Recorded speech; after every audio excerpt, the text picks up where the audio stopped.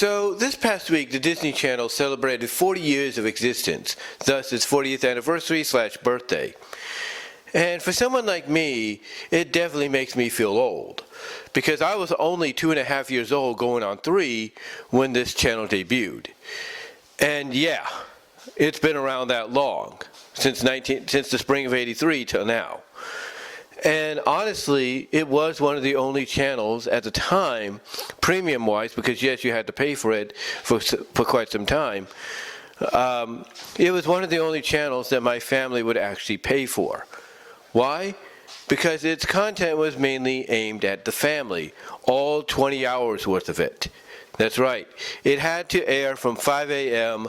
to basically midnight and then go off the air just like any normal channel would, so that people can go to bed, kids can go to bed. But over time, of course, they threw that concept away and decided to go for the more 24/7 route.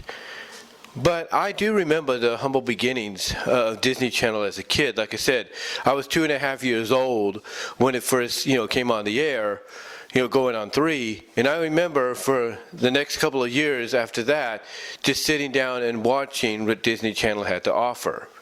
I mean, for kids like me, you had Mouse-a-Size, you had Dumbo's Circus, you had Welcome to Pooh Corner, you had Good Morning Mickey, you had the Donald Duck Show, the compilation of cartoon shorts there, and so on. So you had your variety. You had your variety of shows and movies and everything aimed at kids and families. And over time, of course, we've seen it evolve. We've seen it become what it is today. And because of its popularity, of course, over time, it spun off other channels. Toon Disney in the late 90s was basically Disney's belated answer to Cartoon Network and their Boomerang spinoff, which was also coming into play at that time. But Disney Channel, of course, like I said, they evolved over time. They incorporated a lot of things, that they couldn't at first. Because you got to remember, when they started, they were a premium live channel. And what I mean by premium live channel, even though it went for 20 hours airtime when it first began, is you had to pay for it, just like with HBO and such. But here's the thing, with my family, they didn't mind paying for Disney Channel because it was the only one that they would actually fork out money for, along with the regular cable, to pretty much have on the air for myself and my sisters because of the content being family friendly. Now, again, like I said, the Disney Channel, even since then, has evolved to the point that it's no longer a premium channel. It is a channel that's free to anybody. You get cable, you're going to get Disney Channel, no matter what the package is. So, yeah, it's gone through a lot. And like I said, it's gone through a lot of different phases as well. As I mentioned, when it first began, we had all these shows, during the day for kids like me to enjoy and families like my own to enjoy. In fact, I remember, as a kid, they were, I think it was in the afternoon, they would air things like Davy Crockett. I mean, I know they would say, they aired them at night. They also aired them in the afternoon. They did, along with some of the cartoons. They would air Davy Crockett. They would air Ozzie and Harriet, you name it. Whatever they felt was suitable for that certain time frame, they would air it and then repeat it later on at night. They also had rebroadcasting of the original Mickey Mouse Club, and of course we know, because of Disney Channel, what became of that. We had the evolution of the Mickey Mouse Club into an all-new Mickey Mouse Club, which was basically a modern-day version of what the club was in the 50s. But then, of course, we had the one that pretty much introduced us to future celebrity and singers and movie stars in, Justin Timberlake, J.C. Chavez, Britney Spears, Christina Aguilera. We had that one. And then, of course, they spun off to another one, and I think there's even one going on today. So, yeah, a lot did come out of the initial beginnings of Disney Channel, that some of it, like I said, like with the Mickey Mouse Club, still continues to this day. I mean, I remember Disney Channel being the first place that me and my sister saw Kids Incorporated. So Yeah, they had the content. Some was licensed to them, some wasn't. Some was the original properties and things. I remember with Mousicize, trying to get up early in the morning and and dance with it. And I think they did replay it about once or twice in the morning, just in case you couldn't get up. But I do remember waking up several times and exercising the Mousicize. In fact, I remember getting the album back when my mom basically getting the album back when I was a kid, and I have that album still. Not the same album, but it's a reacquisition that I got from Half Price Bookstore in Lawrence, Kansas.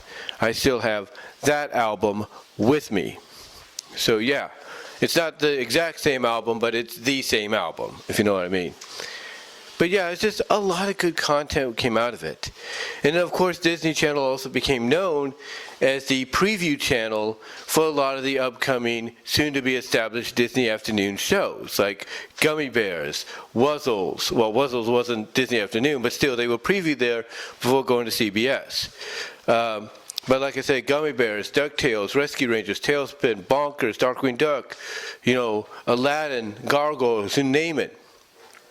Mighty Ducks, they were all previewed on there in the spring of the year that they debuted in the fall.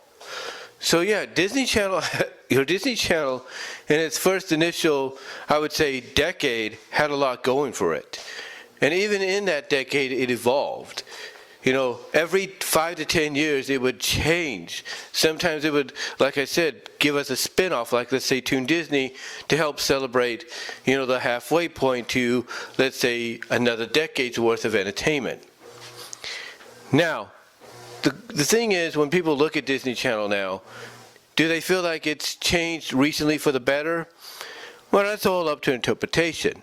Some would say some good things came out of Disney Channel throughout the past several years that kind of show that it still remembers its roots, like where it came from.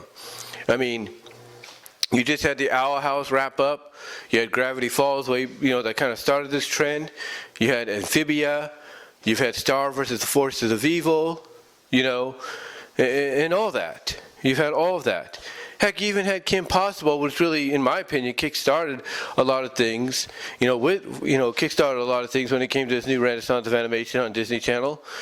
So yeah, it's all up to interpretation, but there are some bright spots, like the ones I just mentioned, that people feel is reminding those at Disney, and those working at Disney Channel and doing this for Disney Channel, what it was originally when it first began. So yeah, there's no doubt when you look back at the 40-year history, 40 years, it's hard to believe. Makes you feel old, especially if you're my age. You look back at that 40-year history, and it's surprising to see what has come out of Disney Channel, from the beginning to now. It really is. And honestly, if I'm Disney to celebrate Disney Channel's 40th anniversary, I would put some content. I would put some original Disney Channel content on Disney Plus. I really would. I would put the classics like Mousicize, Dumbo's Circus, Welcome to Pooh Corner. I would put all those onto Disney Channel. Not Disney Channel, but Disney Plus. I would do that to help celebrate the humble beginnings of. And, not only celebrate, the anniversary, I should say, but also remind us of the humble beginnings, that's what I was trying to say, the humble beginnings of this channel as a whole. But if it wasn't for this channel, believe it or not, there would be no Disney Plus. And I know that's hard to believe, but there would be no Disney Plus. Disney Channel's the reason Disney Plus lives today. As the old saying goes, Disney Channel ran so Disney Plus can walk. Or something like that. But yeah, I think Disney Plus should do that. And it would be, in my opinion, the best sign and show of respect, when it's all said and done. Can you imagine a lot of the kids that were on Mousicize, knowing that when they look on YouTube and they see themselves there, they're like, oh my gosh, this was right at the beginning of Disney Channel, knowing that's the 40th anniversary of said channel. They could be like, oh my gosh, that was me. Holy smokes. What a reaction that would be. And then to have that live on in infamy on Disney Plus if they were to do that to help celebrate the 40th anniversary. But yeah, looking back on it, it went through a lot. It went through a lot of changes. I mean, even for a time, it started to have some classic sitcoms go on there. Like Growing Pains at one point was on there. Yeah. Growing Pains, I think Step by Step was on there. I think Full House at one time was on there. A lot of the, TGIF shows, not all of them, but some of them, ended up on Disney Channel for a time. It's hard to believe. Hey, and what about Saved by the Bell? Saved by the Bell, huh? Its humble beginnings was on Disney Channel with Good Morning Miss Bliss. Yeah, and I think that was in like the second or third year of its existence.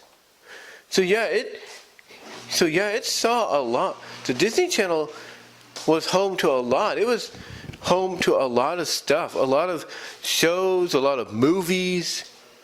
It was basically the starting point for iconic shows and movies that are still being, showcased today. Like we got the new Saved by the Bell, soft reboot and everything, continuation, on Peacock, humble beginnings at Disney Channel. I can't deny that.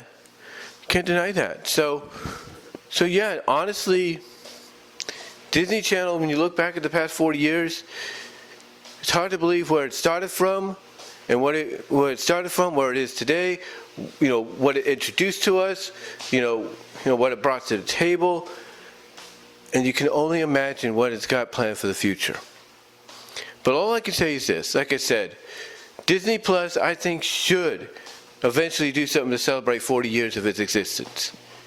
And by putting, in my opinion, a whole block's worth of classic Disney Channel content from the beginnings and all that, I think it would be worth it. I think it really would. But yeah, that's all I can really say on the Disney Channel. 40 years, man. 40 years. Hard to believe. Began when I was 2.5 years old, going on 3. Hard to believe. But let me know what your thoughts are. What are your thoughts on Disney Channel turning 40 this year? What are your thoughts when you first saw the Disney Channel? Were you among those like me that grew up on it literally from beginning to now? Let me know down below in the comments, as well as in the live chat during the premiere. Like the video. And until next time, guys, I am out.